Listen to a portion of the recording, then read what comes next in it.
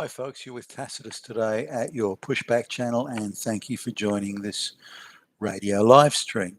In this essay, I'd like to talk about, there's a few cases of sort of divorce that I've come across fairly recently, so I'm going to put them into put them all into the sort of the one video here. I could probably do a separate video on each one, certainly enough raw material to do it, but I wanted to talk about how the ideology of the divorce industry, which is really a sort of a microcosm of what the globalists are doing to the entire Western world. This is, they use race and gender and sexuality in the divorce courts, or family courts as they call them. Couldn't be anything further from the fucking truth. Family court, what a joke.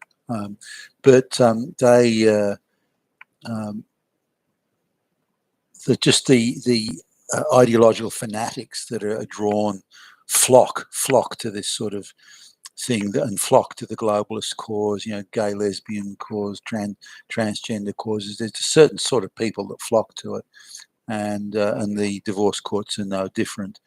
And they're prepared to destroy, and they're prepared to burn down the house if they have to get their own way, and to pursue the ideological goals that they have. It's not about divorce or about looking after children or anything like that. It's about pursuing ideological goals.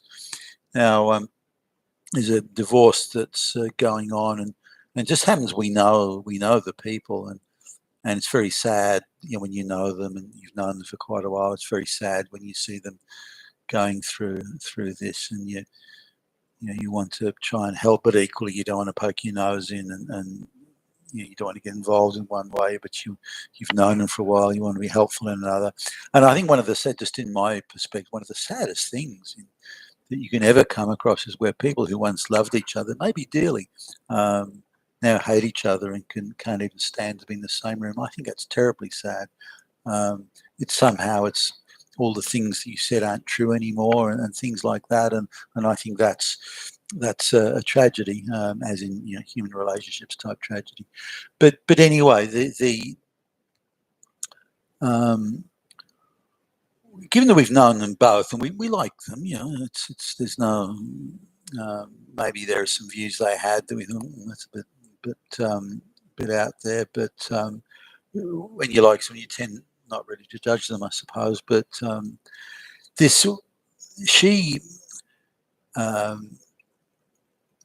she made it quite clear in some of the earlier conversations that we had. This is before they even got married. That she was on the hunt for a man with a high income earning potential. He's got to have a good job. He's got to have a good degree from college. He's got to have parents who got money, so he'll inherit well. These are the boxes that he has to tick, and this is very much a priority for her. Now, the guy she ended up marrying, you'd hardly call him a good-looking guy or anything. Certainly doesn't make much of an effort to look after himself, but he's a nice enough guy. He's hard work, fairly bright, go-ahead sort of guy. Reasonably motivated. I mean, he's not the guy who's going to find the cure for cancer, but he's the guy who would help the guy who's going to find the cure for cancer. So he's up there with the hardworking, the motivated, the brain power, and so on. And she deliberately targeted men with that sort of income earning potential, and played, I'm just a helpless little girly damsel. You big hairy chested strong man has to come and rescue me. And she played that flirtatious game, and she's not much to look at, by the way, but in terms of what her goals were as a sort of man she wanted to catch and marry, then he ticked pretty much all the boxes. If he'd been looked like a Greek god or something, then all the better. But I don't think he would have gone for her if he did. But so they get married. His parents, who are reasonably well off, not rich, but they're doing all right.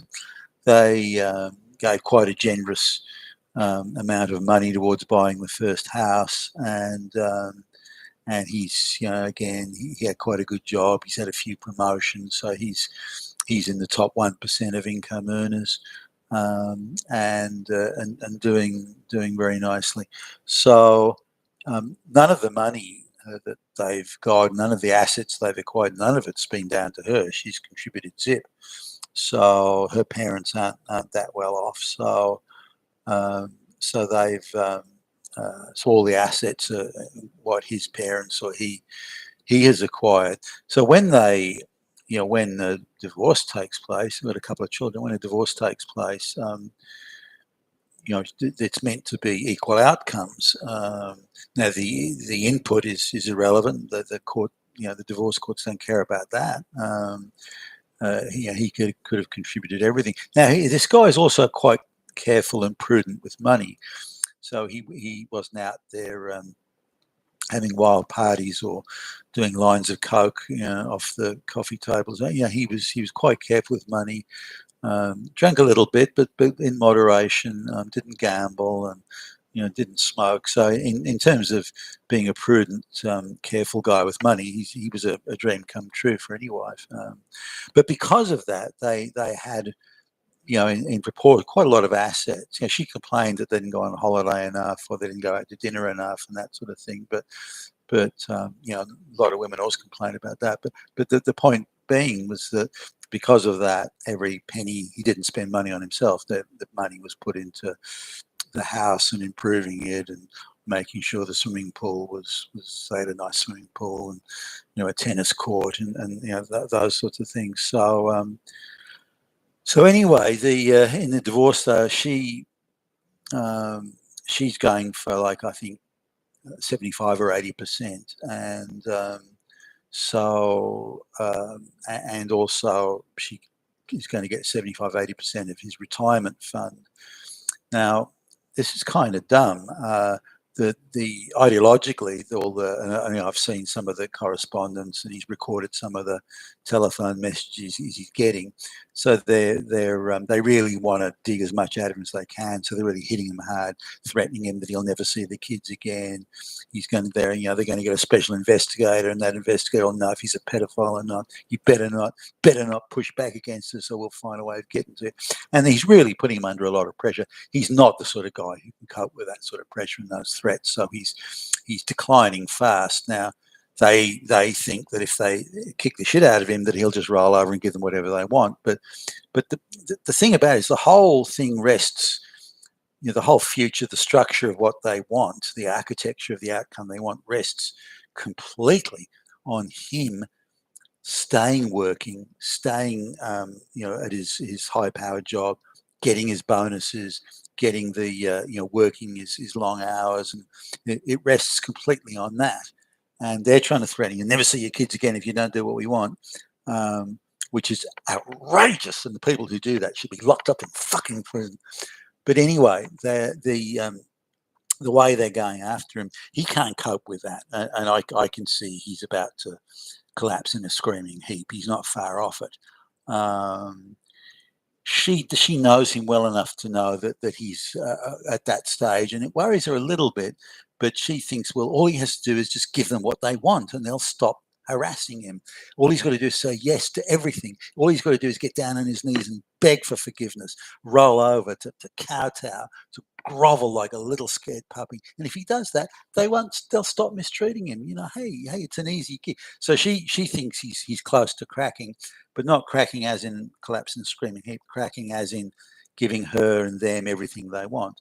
Now, I don't think that's going to happen. In fact, I almost guarantee it won't. I think he'll collapse all right and scream, but then he won't be able to do his reasonably high pressure job, demanding job. He'll be a nervous wreck at that point, and his nerves will be just absolutely shot to pieces, and he'll lose that job. He won't keep it. He'll get some much lower paying job.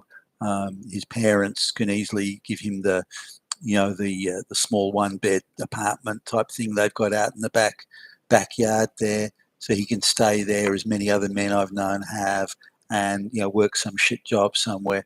Now that means everything goes. So the private school fees for the kids, that'll be out the window.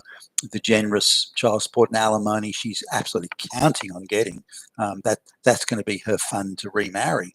That's going to be, and she perceives she's entitled to it. She's convinced that it really is her due by a lot of the activists in the divorce court. Now, deep down, when she's talking to me or talking to us, she knows that won't fly with us. She knows she hasn't put a penny into that place. So she said, well, I had a couple of kids. That's equivalent to putting in half the money. So, I sort of gently tried to explain, well, what if he'd been spendthrift, a real party goer, you'd been out to dinner every night, you were having, lavish vacations in exotic spots, he was doing lots of coke and lots of alcohol, that sort of thing, and you had nothing. The mortgage on the house was bigger than the value of the house. You had absolutely, so by the time you sold up, you had nothing there, 2/5 of nothing. How would that be? Then you'd have nothing. You'd walk away from the relationship with zip. Oh well, he wasn't. He was good with money. Well, exactly. See, that's the only reason. The reason you're able to get a big slice of money is because his parents did. He was a high income earner and he was careful with money. Those three things are the only reason. The only reason you're getting this. So why are you pushing it? Oh well, I've got a life too. But you're stealing it from him.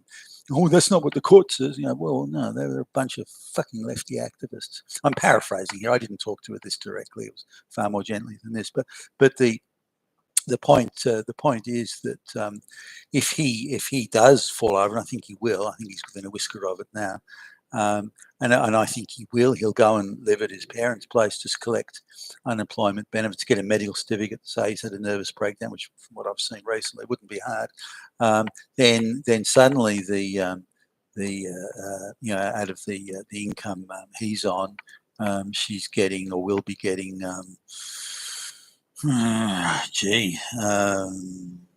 probably $60,000 a year cash plus the school fees paid for, plus she's going to have easily enough to buy quite a decent house in a tree-lined street. So, and own that outright, something she couldn't have dreamed of affording, through her own efforts or her own work. She just hasn't got the energy or the drive to do it, or the brains for that matter. But I come back to the point where she deliberately targeted a man who had money and who had parents with money, who had good income earning prospects. And as her mother would point out, as often mothers do, this is the sort of thing you want, because if you do get divorced, then you get a free house. What could be better than that? So the laws, the divorce laws we have, really encourage that sort of behaviour in women. Now, there aren't a lot of wealthy men to go around. If you look at the amount of wealthy men that have parents that have money, who are also sensible and prudent with money themselves, above average income earners, I think there's just not many to go around, 5 in every 100 or something. So she did rather well scoring this guy just on a mathematical probability basis. But that's, to me, that should be illegal. Do you mean to say you conspired? You mean to say you actually went out and targeted this man just so you could defraud him of his money if the relationship went sour? Off to prison for you for that admit. That there should be penalties for that, in my view, and that would sort of level it out to a point where you can't go targeting people. Now the reverse could be the case. Say, well, a man said, well, I only targeted her because she's a hot-looking babe or something like that. Well, if that's the case, you should give her double what you had. But looking at the way the ideological fanatics in the divorce courts behave, I've lost count of the amount of men who've just dropped out. Men that would have found the cure to cancer, men who with lots of drive and lots of energy and who are out there, making the big bucks. They've ended up, because the child support and the alimony and the amount of money that was stolen from them has just been so huge, their treatment so shabby, their legal rights so disregarded, they thought, fuck ya.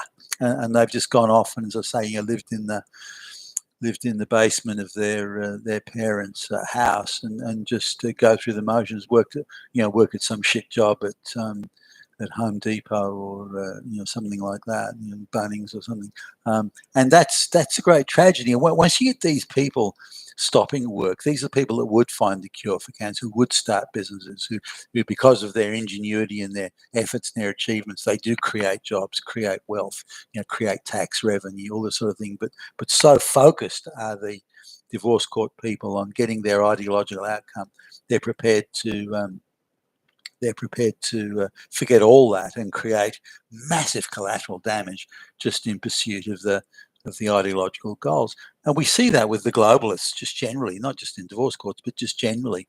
They're prepared to sustain monumental collateral damage across all areas, just in pursuit of their ideological goals. And, I have not found a single globalist or pro-globalist who may agree with all the globalist policies like the mass migration and so on.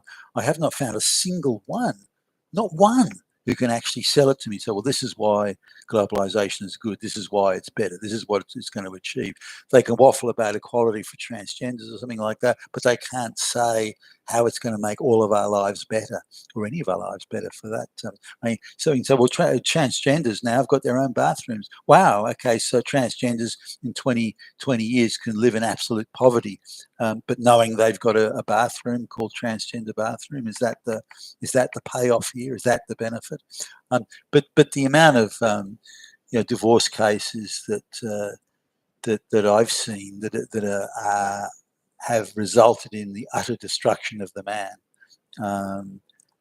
for nothing, for no gain whatsoever, absolute destruction of the man. And it's been quite astonishing that after all these years of experience and statistics and numbers, that still they're making the mistakes that they were, or causing the destruction they were 10 years ago, 20 years ago, 30 years ago, and so on. It's a great tragedy, but the it's one of the main fault lines of gender conflict, and something the globalists want and support and cheer on from the sidelines.